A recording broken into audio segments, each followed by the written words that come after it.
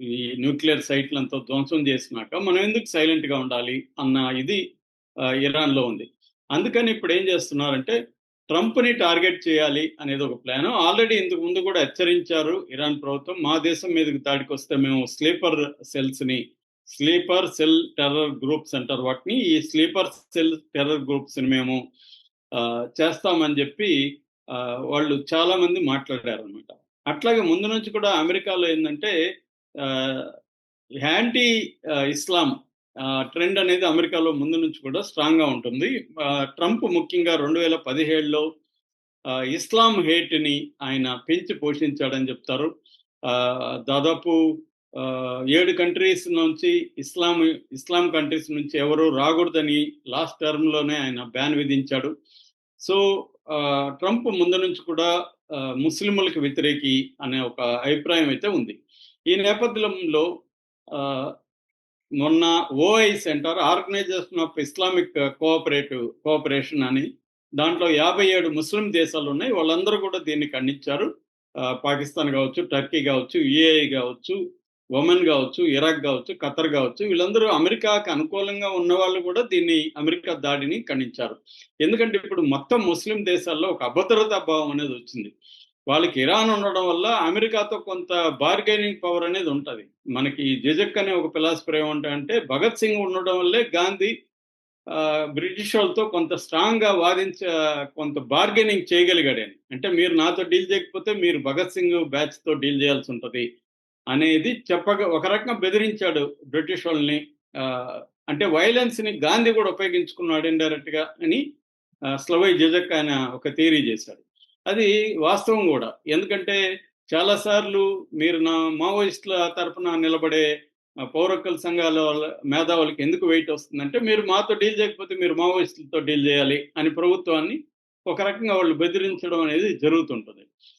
ప్రజా సంఘాలు గద్దర్ లాంటి వాళ్ళకి ఎందుకంటే ఇంపార్టెన్స్ వచ్చింది ఆ కాలంలో అంటే, ఖచ్చితంగా గద్దర్తో మాట్లాడుకుంటే బెటర్ కదా, లేకపోతే మావోయిస్టులతో ఇబ్బంది అవుతుంది అని చాలా మంది గద్దర్తో కాంప్రమైజ్ అయిపోయిన వాళ్ళు చాలా మంది ఉన్నారు. పరిటాల రావు లాంటి వాళ్ళు గద్దర్ను ఉపయోగించుకొని అప్పట్లో పీపుల్స్ వార్తో రాజీలు చేసుకున్న వాళ్ళు చాలా మంది ఉన్నారు. అలాగా ఇక్కడ కూడా అదే జరిగే అవకాశం ఉంది. ముస్లిం దేశాలకు అన్నిటికీ ఇరాన్ లాంటిది ఒక స్ట్రాంగ్ అక్కడ మిడిల్ ఈస్ట్లో లేకపోతే, రేపొద్దున ఇరాన్ అయింది, రేపు టర్కీ అవుతుంది. టర్కీ మీద కూడా ఇదే పెడతారు. ఎందుకంటే ఆల్రెడీ ఇరాక్, లిబియా, లెబనాను, మొన్న యెమెన్, వీటన్నిటి పరిస్థితి ఏంటి, వాళ్ళ తొక్కేశారు వాటన్నిటిని.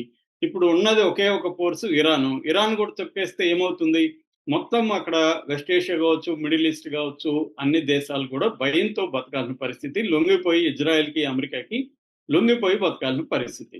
సో అందుకని కూడా వాళ్ళందరూ కూడా రహస్యంగా ఇరాన్ సపోర్ట్ చేస్తారంటున్నారు. ముఖ్యంగా ఐసిస్ కే అంటారు, ఒక గ్రూప్ ఉంది.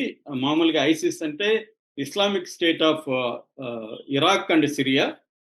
దీనికి మళ్ళీ ఒక అనుబంధ గ్రూపులు చాలా ఉన్నాయి. అలాగా ఖొరసాన్ గ్రూప్ అని ఉంది. ఖొరసాన్ అంటే ఇరాన్ ప్లాట్యూకి ఈస్టర్న్ ప్రాంతంలో ఉన్న ఖొరసాన్ అనే ప్రాంతం నుంచి ఏర్పడిన గ్రూప్ అనమాట. అది వెస్ట్ అండ్ సెంట్రల్ ఏషియాలో పనిచేస్తుంటుంది. అంటే ఆఫ్ఘనిస్తాను, పాకిస్తాను, ఉజ్బెకిస్తాను, కజకిస్తాను ఈ ఏరియాలో పనిచేసే గ్రూప్ని ఐసిస్ కే అంటారు. మొన్న అసిమ్ మునీర్తో లంచ్ మీటింగ్లో కూడా ఈ చర్చ వచ్చిందని చెప్తున్నారు. ఎవరు, ట్రంప్కి అసిమ్ మునీర్కి మధ్య ఈ ఐసిస్ కే అనే దాన్ని మనం ఎలా తొదముట్టించాలి అనేది వాళ్ళిద్దరి మధ్య కూడా చర్చ. ఎందుకంటే ఐసిస్ కే అనేది పాకిస్తాన్లో కూడా అనేక మందిని చంపుతుందన్నమాట. సో ఇదేంటంటే ఒక సలాఫీ జిహాదిస్ట్ గ్రూప్ అంటారు. ఇది సున్నీ ముస్లిం గ్రూప్. ఇది ఎక్కువగా షియాల్ని, తర్వాత క్రిస్టియన్స్ని టార్గెట్ చేస్తుంటుంది. నిన్న జరిగిన సిరియాలో డమస్కస్లో జరిగిన చర్చి మీద అటాక్ కూడా ఈ ఐసిస్ గ్రూపే చేసిందనమాట. ఈ ఐసిస్ కే గ్రూప్ అనేది ఇప్పుడు ఇరాన్కి కొన్నిసార్లు ఇరాన్తో మద్దతులో ఉంటుంది, కొన్నిసార్లు వ్యతిరేకత ఉంటుంది. ఆ గ్రూప్లో కూడా కొంతమంది ఇరాన్కి అనుకూలంగా ఉన్నారని చెప్తున్నారు. ముఖ్యంగా వాళ్ళకి ట్రంప్ అంటే పడదు.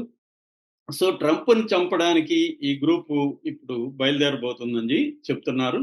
కానీ ట్రంప్ని చంపడం అంత సులభమైతే కాదు. ఎందుకంటే వాళ్ళకి అమెరికన్ ప్రెసిడెంట్కి మామూలుగా భద్రత అంత ఈజీగా ఉండదు. ఆల్రెడీ ట్రంప్ని అటాక్ చేశారు గతంలో, కాకపోతే వాళ్ళు ముస్లిమ్స్ కాదు. కాబట్టి ఇప్పుడు ట్రంప్ని అటాక్ చేయగలరా వీళ్ళు అనేది పెద్ద ప్రశ్నే. కానీ చెప్పలేం. మన గతంలో కెనడీ లాంటి వాళ్ళని చంపారు. అమెరికన్ ప్రెసిడెంట్‌ని. అబ్రహం లింకన్ చంపారు. Kennedy లాంటోళ్ళని John F Kennedy junior చంపారు. సో, మన ఇందిరాగాంధీ లాంటోళ్ళని చంపారు. ఆహ్, చాలా సార్లు చాలా చోట్ల ప్రెసిడెంట్‌ని లేపేసిన సంఘటనలున్నాయి. సో, ఇప్పుడు వీళ్ళనుకుంటే ఒక లాంగ్ టర్మ్ ప్లాన్ యేసుకొని 4 ఏళ్ల లోపల ట్రంప్‌ని లేపేయాలని గాని అనుకుంటే అది మరీ అసాధ్యమైతే కాదు. కష్టం కావచ్చేమో గాని. సో, ఆ యాంగిల్‌లో వీళ్ళు ప్లాన్ చేస్తున్నట్టుగా ఇప్పుడు తెలుస్తుంది.